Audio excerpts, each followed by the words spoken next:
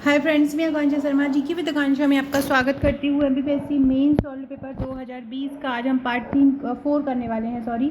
इसमें हमने हिस्ट्री का पूरा पार्ट कर लिया। हिस्ट्री के 3 नंबर भी कर लिए, 5 नंबर भी कर लिए, 11 नंबर भी कर लिए हैं और आज हम ज्योग्राफी के 3 नंबर वाले प्रश्न करेंगे। तो चलिए स्टार्ट करते हैं। ये सॉल्व पेपर आप परचेज भी कर सकते हैं, जिसकी जानकारी मैं आपको आगे दूंगी। पहला क्वेश्चन है, भूकंप की तीव्रता को मापने वाले यंत्र का नाम व आविष्कारक।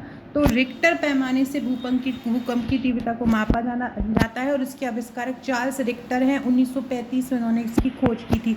केवल एक लाइन में ही आपको आंसर देना है, क्योंकि टाइम को मैनेज करके चलना। एक लाइन, ज़्यादा से ज़्यादा 2 लाइन। सेंट जुआन नदी किससे होकर बहती है? तो कोलोराडो, न्यू मैक्सिको, यूटा व एरिजोना के चारों कोनों के क्षेत्र से होकर ये बहती है। BW चिन्ह किस प्रकार के जलवायु क्षेत्र को प्रदर्शित करता है? जो BW चिन्ह है वो उष्ण मरुस्थल जलवायु क्षेत्र को प्रदर्शित करता है।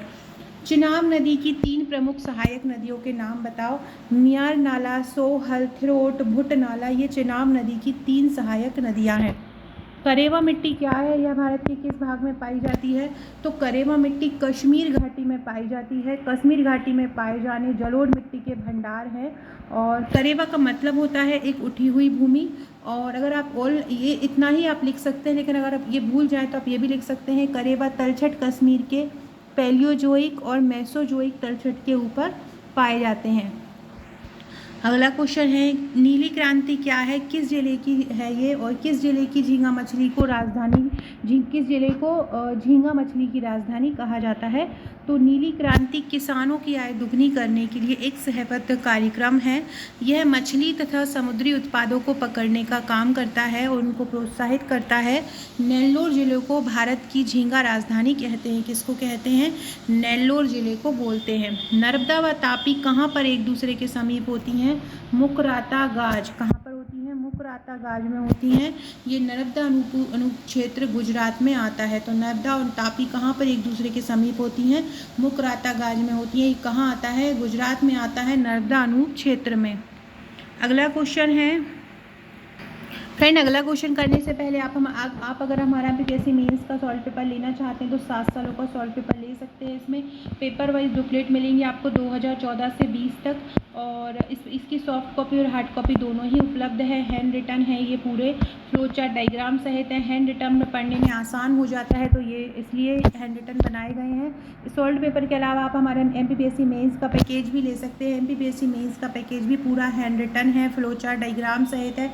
इसमें टोटल आपको 44 बुकलेट मिलती हैं, जिसमें 12 बुकलेट 3 नंबर की मिलती है और 32 बुकलेट 5 नंबर और 11 नंबर की मिलती है। साथ में मिलते हैं आपको 25 व्हाट्सएप के ग्रुप। इन व्हाट्सएप के ग्रुप में भी आपकी तैयारी कराई जाती है, महत्वपूर्ण क्वेश्चन दिए जाते हैं। और इन पर जो 25 व्हाट्सएप के ग्रुप हैं वो अलग अलग सब्जेक्ट के हैं, जैसे कि हिस्ट्री का अलग है, ज्योग्राफी का अलग है। तो आप इनसे भी अपनी तैयारी करंट के क्वेश्चन को अपडेट कर सकते हैं। तो अगर आप ये हमारे नोट्स लेना चाहते हैं, इनकी हार्ड कॉपी सॉफ्ट कॉपी दोनों ले सकते हैं। भारत में कहीं भी रहते हो ये आपके पास डिलीवर हो जाएंगी। इस तरह की बुकलेट आपके घर पर पहुंचेंगी और सॉफ्ट कॉपी में भी इसी तरह के कलरफुल PDF आपको मिल जाएंगी, तो आप उसको प्रिंट आउट भी निकाल सकते हैं। तो आप इसके जो हमारा मेंस का पैकेज है, हार्ड सॉफ्ट कोई भी बुकलेट ले सकते हैं। सॉल्व पेपर साथ में लेना चाहते हैं तो आप सॉल्व पेपर भी ले सकते हो। विदाउट सॉल्व पेपर लेना चाहते हैं तो विदाउट सॉल्व पेपर भी ले सकते हैं। अगला क्वेश्चन है, मध्य प्रदेश के 3 थर्मल पावर स्टेशन कौन से हैं?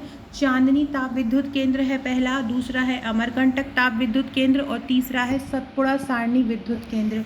अगला है, मध्य प्रदेश की स्थानांतरित कृषि करने वाली 3 जनजातियां कौन सी हैं? तो बैगा, कोरकू और भारिया। बैगा, कोरकू और भारिया, ये ऐसी जनजातियां हैं मध्य प्रदेश की जो स्थानांतरित कृषि करती हैं। अगला है, वर्षा जल संरक्षण के 3 गुण बताइए। तो वर्षा से क्या होता है? एक तो गर्मी का प्रकोप कम होता है। गर्मी जो जितनी बढ़ रही है, अगर वर्षा हो जाती है, जैसे कि अभी बहुत ज़्यादा गर्मी पड़ रही है, और अगर वर्षा हो जाएगी तो गर्मी का प्रकोप कम हो जाएगा और वातावरण में शीतलता भी आती है। दूसरा है, वर्षा होने से किसानों के लिए खेती हेतु पानी मिलता है। वर्षा पीने के पानी का स्रोत भी है। अगला है, विजाग गैस रिसाव। तो आंध्र प्रदेश के विशाखापट्टनम में LG पॉलीमर लिमिटेड के एक भंडारण टैंक से जहरीली गैस का रिसाव हुआ, जिससे 12 लोगों की मौत हो गई। कहाँ से हुई है? ये आंध्र प्रदेश के विशाखापट्टनम से हुई है।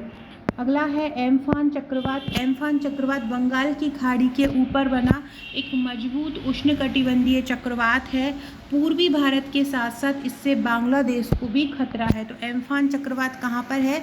बंगाल की खाड़ी के ऊपर बना एक मजबूत उष्णकटिबंधीय चक्रवात है। अगला क्वेश्चन है, सूर्य तुल्यकालिक उपग्रह क्या है?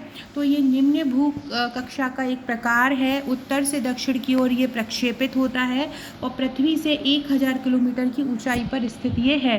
तो सूर्य तुल्यकालिक उपग्रह क्या है? ये निम्न भू कक्षा का एक प्रकार है। उत्तर से दक्षिण की ओर ये प्रक्षेपित होता है और पृथ्वी से 1000 किलोमीटर की ऊंचाई पर ये स्थित है। अगला है, भौगोलिक सूचना के प्रणाली के हार्डवेयर कौन से हैं? तो कंप्यूटर सर्वर है, नेटवर्क है और मैपिंग इकाई है। क्विक वर्ड उपग्रह क्या है? क्विक वर्ड उपग्रह उच्च रेजोल्यूशन वाला वाणिज्यिक पृथ्वी अवलोकन उपग्रह है। क्विक वर्ड उपग्रह क्या है? उच्च रेजोल्यूशन वाला वाणिज्यिक पृथ्वी अवलोकन उपग्रह है और इसको 2001 में लॉन्च किया गया था। अगला है, अपक्षय के 3 प्रधान प्रकार क्या हैं? तो अपक्षय में ताप, जल, पवन आदि प्राकृतिक बल भूपृष्ठ की सैलों पर प्रभाव डालकर उसको तोड़ते फोड़ते हैं। अपक्षय 3 प्रकार के होते हैं। पहला है भौतिक या यांत्रिक अपक्षय। तो चट्टानें बिना किसी रासायनिक क्रिया से, भौतिक या यांत्रिक मतलब क्या होता है कि जब चट्टानें टूट जाती हैं और जब चट्टानें वर्षा के द्वारा या पवन के द्वारा चटक जाती हैं, टूट जाती हैं, तो वो विघटित हो जाती हैं। तो इसको बोलते हैं भौतिक या आंतरिक अपक्षय। मतलब मात्रा में, भौतिक मतलब एक नॉर्मल भाषा में भौतिक का कोई भी उदाहरण अगर बोले भौतिक परिवर्तन का या भौतिक अपक्षय का, तो जो हमको फिजिकली रूप से दिखने लगे कि हाँ इसमें परिवर्तन हुआ है। तो जब चट्टानें टूट जाएंगी तो जाहिर सी बात है अलग दिखेगा, तो वो भौतिक अपक्षय कहला जाएगा। दूसरा है रासायनिक अपक्षय। तो oxygen, carbon dioxide, hydrogen, nitrogen आदि गैसों द्वारा जो अपक्षय होता है वो रासायनिक अपक्षय होता है। उदाहरण होता है इसका कार्बनीकरण। तीसरा है जैविक अपक्षय। तो मनुष्य, जीव जंतुओं तथा वनस्पति द्वारा जो अपक्षय होता है वो जैविक अपक्षय कहलाता है। अगला है, उष्णकटिबंधीय सवाना जलवायु की विशेषताएं बताइए। फ्रेंड्स, कल एमपीपीएससी 2020 का फाइनल रिजल्ट भी आ चुका है। बहुत सारे ऐसे कैंडिडेट हैं जिन्होंने हमारे नोट्स लिए हैं और उन्होंने उनसे पढ़ाई की है। इनमें से अभी कुछ मेरे को ज़्यादा लोगों के नाम नहीं पता है क्योंकि बहुत सारे लोग मुझसे जुड़े हैं, लेकिन अभी स्टेटस देखा, एक हिमानी है जो मुझसे जुड़ी हुई, जिन्होंने मुझसे नोट्स परचेस किए हैं और इनका शिक्षा विभाग में सहायक संचालक के पद पर हो गया है। और भी बहुत सारे लोग हैं जिनका सिलेक्शन हुआ है। जैसे जैसे नाम पता चलते जाएंगे मैं आपको बताती जाऊंगी। तो ये मेरे नोट्स की ये खासियत है कि पूरा का पूरा आपको रेडीमेड मिल जाएगा। अगर आपके पास कम समय है, आप कहीं जॉब करते हैं, तो आप मेरे नोट्स को पढ़कर अपना सिलेबस कंप्लीट कर सकते हैं। उष्णकटिबंधीय सवाना जलवायु की विशेषताएं क्या है कि इसमें माह का औसत तापमान 18 डिग्री सेल्सियस से अधिक होता है। गर्मी का तापमान 30 डिग्री से 45 होता है। ठंड का तापमान 15 से 30 डिग्री होता है। औसत वर्षा 200 से 250 सेंटीमीटर होती है। उष्णकटिबंधीय वनस्पति होती है सवाना की। शुष्क मौसम में प्रायः पौधे अपनी पत्तियां गिरा देते हैं। लेटेराइट मिट्टी निर्माण की प्रक्रिया क्या है? देखिए ऐसा क्वेश्चन भी आया है। तो लेटेराइट के निर्माण के लिए एक आवश्यक विशेषता है गीले और सूखे मौसमों की पुनरावृत्ति। मतलब गीला और सूखा मौसम बार बार आता है, फिर गीला फिर सूखा, तो वो इस लेटेराइट के निर्माण के लिए आवश्यक विशेषता है। बारिश के मौसम में बारिश के पानी के रिसने से चट्टानें निक्षालित हो जाती हैं।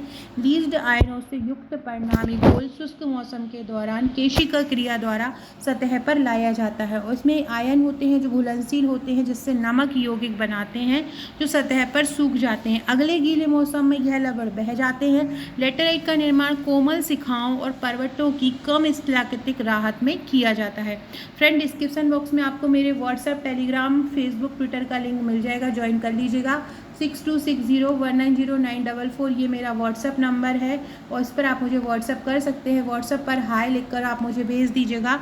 साथ में आप मुझे टेलीग्राम पर भी ज्वाइन कर सकते हैं। टेलीग्राम पर भी जीके विद आकांक्षा लिंक आपको डिस्क्रिप्शन में मिल जाएगी। वीडियो अच्छा लगा हो तो लाइक शेयर सब्सक्राइब करिए जरूर कीजिएगा। अगले क्वेश्चन हम नेक्स्ट वीडियो में पढ़ेंगे। Okay friends, thank you.